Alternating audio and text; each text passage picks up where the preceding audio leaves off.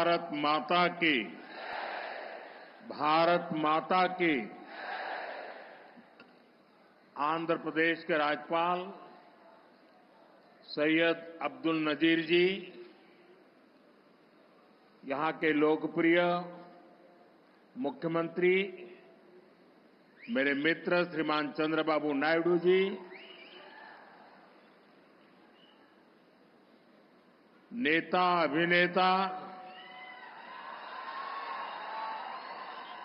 Deputy CM पवन कल्याण जी, केंद्र सरकार में मेरे सहयोगी मंत्रीगण, राज्य सरकार के मंत्रीगण, सभी सांसद और अन्य विधायकगण, अन्य गणमान्य नागरिकगण, भाई और बहनों, आंध्र प्रजला प्रेमा మరియు అభిమానానికి నా కృతజ్ఞతలు, నా అభిమానాన్ని చూపినచే అవకాశం ఇప్పుడు లభించింది। मैं सबसे पहले सीमाचलम वरालक्ष्मी नरसिम्हा स्वामी को प्रणाम करता हूं। साथियों, आप सबके आशीर्वाद से 60 साल के अंतराल के बाद देश में तीसरी बार एक सरकार चुनी गई और सरकार बनने के बाद एक प्रकार से विधिवत रूप से मेरा ये पहला कार्यक्रम है और जो शानदार स्वागत सम्मान आपने किया, रास्ते भर जिस प्रकार से लोग आशीर्वाद दे रहे थे और आज चंद्रबाबू ने अपने भाषण में सारे सिक्सर लगा दिए हैं। उनके एक एक शब्द के स्पिरिट को, उनकी भावना को मैं आदर करता हूं और मैं आंध्रवासियों से, देशवासियों से विश्वास दिलाता हूं कि जो भावना आज चंद्रबाबू प्रकट कर रहे थे, हम सब मिलकर के उन लक्ष्यों को अवश्य पार करेंगे। साथियों, हमारा आंध्र प्रदेश संभावनाओं का और अवसरों का, पॉसिबिलिटीज और अपॉर्चुनिटीज का राज्य है। जब आंध्र की ये पॉसिबिलिटीज साकार होगी तो आंध्र भी विकसित बनेगा और तभी भारत भी विकसित राष्ट्र बनेगा। इसलिए आंध्र का विकास ये हमारा विजन है। आंध्र के लोगों की सेवा ये हमारा संकल्प है। आंध्र प्रदेश ने 2047 तक राज्य को करीब करीब $2.5 ट्रिलियन की इकोनॉमी बनाने का लक्ष्य रखा है। इस विजन को साकार करने के लिए चंद्रबाबू गारू की सरकार ने स्वर्ण आंध्र एट 2047 की पहल की है। इसमें केंद्र की एनडीए सरकार भी आंध्र प्रदेश के हर लक्ष्य के साथ कंधे से कंधा मिलाकर चल रही है। इसलिए केंद्र सरकार लाखों करोड़ की योजनाओं में आंध्र को विशेष प्राथमिकता दे रही है। आज यहां 2 लाख करोड़ रुपए से ज्यादा के प्रोजेक्ट का उद्घाटन और शिलान्यास किया गया है। ये प्रोजेक्ट्स आंध्र प्रदेश को विकास को नई ऊंचाई देंगे। मैं इन डेवलपमेंट प्रोजेक्ट के लिए आंध्र प्रदेश समेत पूरे देश को बधाई देता हूं। साथियों, आंध्र प्रदेश अपने इनोवेटिव नेचर के कारण आईटी और टेक्नोलॉजी का इतना बड़ा हब है। अब समय है आंध्र नई फ्यूचरिस्टिक टेक्नोलॉजीज का सेंटर बने। जो टेक्नोलॉजीज अभी डेवलप ही हो रही है, हम अभी से उनमें लीड लें। आज ग्रीन हाइड्रोजन का इस्तेमाल ये ऐसा ही उभरता हुआ क्षेत्र है। देश ने 2023 में नेशनल ग्रीन हाइड्रोजन मिशन की शुरुआत की थी। हमारा लक्ष्य है 2030 तक 5 million metric tonnes green hydrogen का प्रोडक्शन। इसके लिए शुरुआती चरण में 2 ग्रीन हाइड्रोजन हब स्थापित होंगे, जिनमें से एक हमारा विशाखापट्टनम है। भविष्य में विशाखापट्टनम दुनिया के उन गिने चुने शहरों में होगा जहां इतने बड़े स्केल पर ग्रीन हाइड्रोजन प्रोडक्शन की फैसिलिटी होगी। इस ग्रीन हाइड्रोजन हब से अनेक जॉब अपॉर्चुनिटीज तैयार होगी।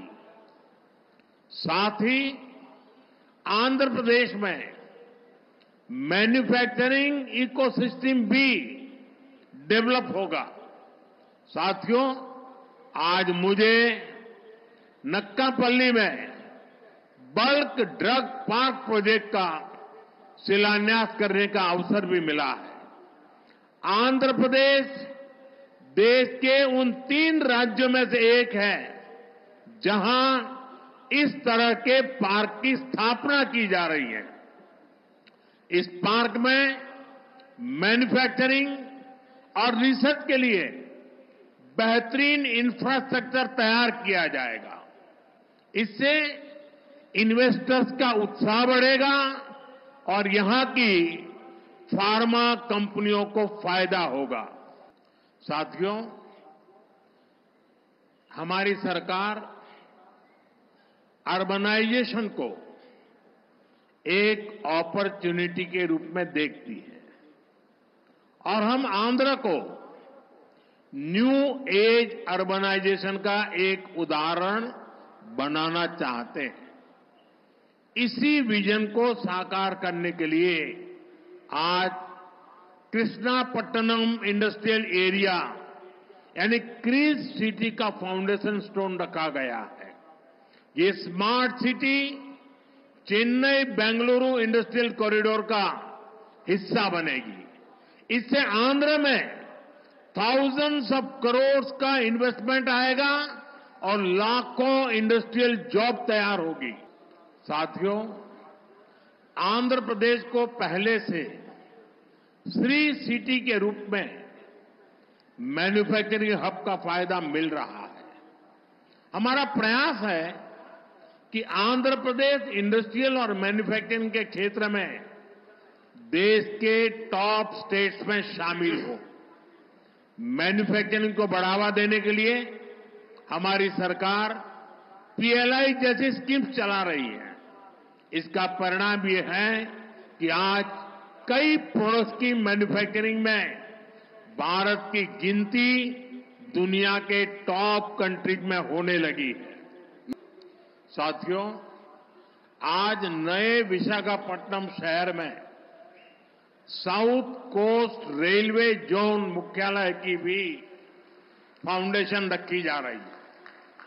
आंध्र प्रदेश के विकास के लिहाज से ये बहुत इंपॉर्टेंट है।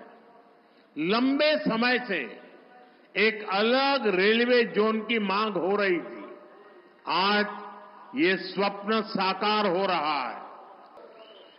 साउथ कोस्ट रेलवे जोन का मुख्यालय बनने के बाद इस पूरे क्षेत्र में कृषि और व्यापार से जुड़ी एक्टिविटीज का विस्तार होगा। इसके अलावा टूरिज्म क्षेत्र और लोकल इकोनॉमी को भी प्रगति के नए अवसर मिलेंगे। आज यहां कनेक्टिविटी से जुड़े थाउजेंड्स ऑफ करोड़ के प्रोजेक्ट्स का उद्घाटन और शिलान्यास भी हुआ है। रेलवे के क्षेत्र में आंध्र प्रदेश उन राज्यों में शामिल है जहां 100% इलेक्ट्रिफिकेशन हो चुका है। आंध्र प्रदेश के 70 से ज्यादा रेलवे स्टेशनों को अमृत भारत स्टेशन योजना के तहत डेवलप किया जा रहा है। आंध्र प्रदेश के लोगों की ईज ऑफ ट्रेवल के लिए 7 वंदे भारत ट्रेनें और अमृत भारत ट्रेन भी चलाई जा रही है। क्यों? आंध्र में ये infrastructure revolution, better connectivity, better सुविधाएं, इनसे पूरे प्रदेश का लैंडस्केप बदलेगा। इससे ईज ऑफ लिविंग और ईज ऑफ डूइंग बिजनेस बढ़ेगा। यही विकास आंध्र की करीब $2.5 ट्रिलियन इकोनॉमी का आधार बनेगा। साथियों, विशाखापट्टनम और आंध्र प्रदेश के कोस्ट सैकड़ों वर्षों से भारत के ट्रेड का गेटवे रहे हैं। आज भी विशाखापट्टनम का उतना ही महत्व है। हम समुद्र से जुड़ी अपॉर्चुनिटी के पूरे इस्तेमाल के लिए ब्लू इकोनॉमी को मिशन मोड में बढ़ावा दे रहे हैं। इसके लिए विशाखापट्टनम फिशिंग हार्बर को और आधुनिक बनाया जा रहा है। आंध्र के हमारे फिशरीज से जुड़े भाई बहनों की इनकम और बिजनेस बढ़े, हम इस दिशा में पूरी संवेदनशीलता से काम कर रहे हैं। हमने फिशरमैन को किसान क्रेडिट कार्ड जैसी सुविधाएं उपलब्ध कराई है। हम समुद्र में सुरक्षा के लिए भी अहम कदम उठा रहे हैं। साथियों, हमारा प्रयास है कि देश के हर सेक्टर में inclusive and all round development होना चाहिए, ताकि विकास का फायदा हर वर्ग को मिले। इसके लिए एनडीए सरकार समृद्ध और आधुनिक आंध्र प्रदेश के निर्माण के लिए प्रतिबद्ध है। आज जिन प्रोजेक्ट का शुभारंभ हो रहा है, उससे आंध्र के लोगों की समृद्धि सुनिश्चित होगी। मैं एक बार फिर इन प्रोजेक्ट के लिए आप सभी को बहुत बहुत बधाई देता हूं। बहुत बहुत धन्यवाद।